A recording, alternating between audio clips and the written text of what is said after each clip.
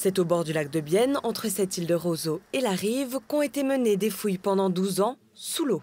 Ces objets, découverts sur le site de Soetslattringen, se trouvent maintenant à Berne. Pour Regine Stapfer, responsable de la section archéologie préhistorique et subaquatique du canton, il témoigne des échanges entre différentes communautés néolithiques. La forme, le style céramique n'est pas typique pour la région. Ce style est typique pour l'ouest de la France. Et aussi, le matériel est un peu spécial.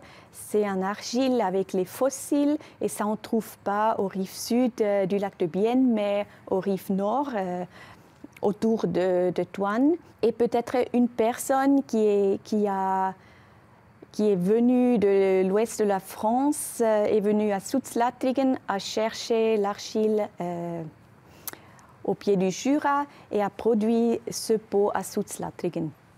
Regine Stapfer est l'autrice principale de cet ouvrage en 2 volumes sur ses recherches, qui vient d'être publié par le service d'archéologie du canton de Berne.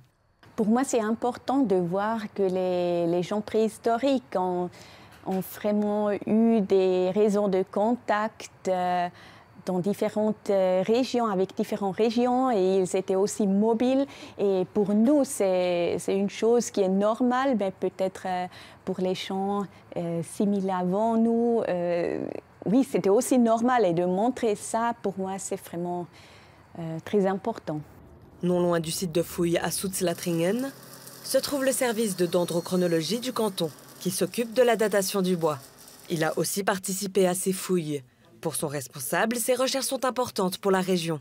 Le temps des villages, c'est autour de 3600 et 3800. Et c'est une époque qu'on n'a pas tellement beaucoup des vestiges, qu'on a fouillé systématiquement.